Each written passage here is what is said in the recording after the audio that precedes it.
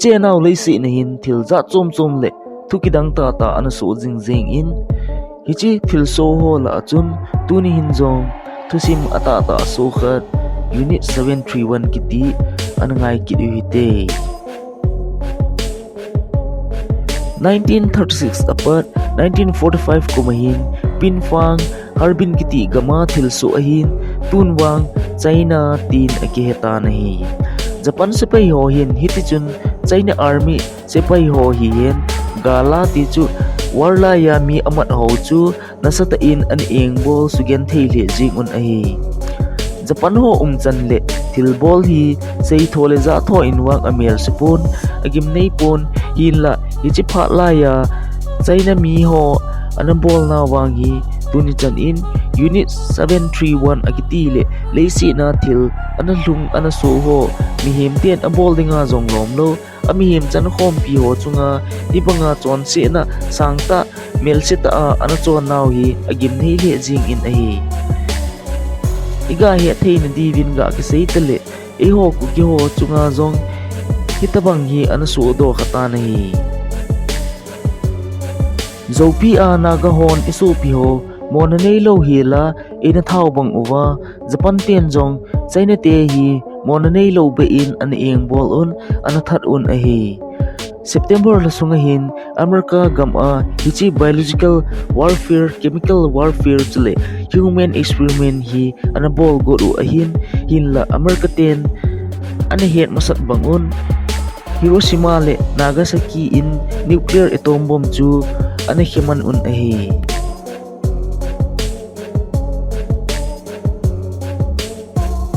atom bomb an hi phat un Japan hon an ki cylinder un Japan te hin ichi plano hi an lo ling leo mei pum ho agal bol ngai te lo ding agal mi ho chu hichi biological warfare chule chemical warfare hi man cha gal bol ding ti chu am ho daily pi pen chu an hin la wang phat ti ding ham wang sit ti ding ham America ten atom bomb an hi masat ji uwin a plan u chu an fil tan hi Yet gilna jilna nei aki lo ze in sei hil khazong te ding in pagel in la ihet na kham un an sei u hi te America hon atom bomb an hi wachun mi lakni ho velbo an thiu a hi win hin la Japan hon unit 731 la ya mi an thau hi laknga anawal in a Amimat ho chunga chun chemical zat an kap lut un experiment chu an bol un a hi lo chu mi him ta sa chunga akap zoting ule avevin ata sa ho chu itiam ahung hing do kile athat ki un ata sa ho chu hoit in check bol over chule ipiti hung hing do tin ana vejivin a hi hichi athil bol chu lol hing te ding go na achun expert cha chom hon asun azan in experiment ho chu aboi pi le jing un a hi tuidap la in akhut le keng ho chu akoi sa un pung izat ham ni izat ham chu tuidap la chun akoi un hian khat chu chutima bang achun tui sa jap la in akoi kit un a hi le akhut a keng ho chu ahung po do ting le ipiti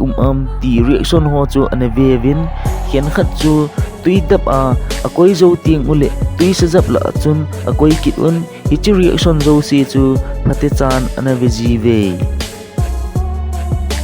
aza chom kit kha cho hi le mihim ta sa chunga chun virus da chom ho akap lut kit un hian khat chu ata sa hung pom do a po ke loi jong kit in hian khat chu ata sa ho virus chun ani chai loi jong kit e a hiat nom na lai ho chu atan hlavin avejivin iptm tin che hoiti in abol un hian khat ahung hing do ho chu amo ko idi po ve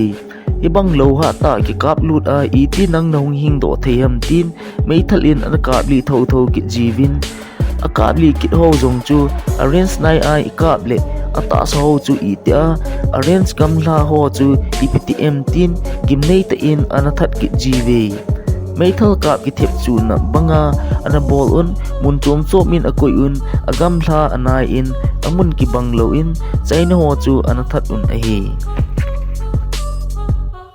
chukile adang bol kit kharu chu a hi le amimat ho chu physical relation anei sa kit un ti chu na may le pasal chu ki sei jing le ani he thim u hitin aluk khom sa ki un amho nok le nok lo don lovin aluk khom sa un naw in bo ting u le naw sen chu iti am tin avevin asei wa nom lo ho chu akap le un pasal ho chu lo le ai dam doi za chom chom akap lut un na may ho chu ahing sanin atum pi at ge pi un na may adam set ho lo ki kap lo lai ho chu to ipi aki hi na em tin avevin a he iti chun kidang ta in ana chon un a hi lo be ding ho po a bol uvin mi him khut chu atan hlavin chu zo ting le na kui chu atan hla na wa chun khut chu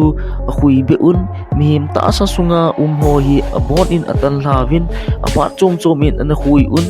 ni izat a hing thei dem tin ana vekit un kik ni ho hi hen hat ho chule ta sa polang hi hen asung lang hi zong le isei ma bang wa chun experiment za chom chom ana bol un a hi khut na keng abul uwa bil na kui a hui uwa hiti chun mel se ta in japan ho hin chaina mi ho chunga na sa ta in kan si na ana bol un kidang ta experiment ho zong ana bol uwe Japang tam ta le na wop iza ram chung in ibang lop a khan si na sang pen hi ana bol un a hi ichi experiment ho bol na ding a hin in tam ta an savin room iza ram kuma a hin mun chom chom in lin ta in ho asa naw sunga chun itabang khan si na i Chinese mi pi ho chule gamdang ho galaya amat ho USA le UK United Kingdom ho zong ana zaw uvin a hi USA in nuclear atom bomb a hi thu iga agele Japan te hi lungsit ana hle jing un hinla acha lo naw hi pathin in zong apha sa lo chu hidinga a hin nang hon itinagel awam in sei uwin lang comment lang in Japan ho hin hichi experiment biological warfare ho hi ana success khaw hen lang hile mihim te a dinga hin gen the na sang ta chat ta ana so ding a hin pathin in aphat sa lo chu hidinga a hin gam uwin USA in nuclear atom bomb ana hi khum ta na hi khatwe a khi a zong Japan te hi ki cylinder ding anom hi lai uwin anop lo phat un US e hon zong ani chan na chu ana hi ki un a hi le alo na ji ani he lo phat un ada cham lo uwin ana ki cylinder ta win a hi Unit 731T anaki minwo namun experiment za chom ho Japan ten China te atha na ho chu tu hin museum bang in akoi un ita sakiba pi imhim chan khom pi khat chunga panglom lom a khan si na hi wanoi li si na chon si na sang pen le kidang kichat ta a hi in mihim langa valjen chunga khan si na hi anabol over no mei chapang khwe phalo ima mona nei lo tamta ana thi lovin a hi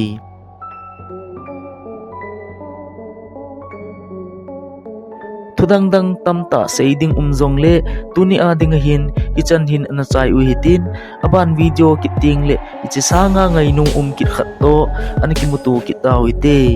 ilil lel naw tamta umzong le lungse te in subscribe bolo la ya nahi le ei bol pi din ka hin team kit nahi i naw mun che in i bon chawin pathin in ei pi jing ta hen ki pa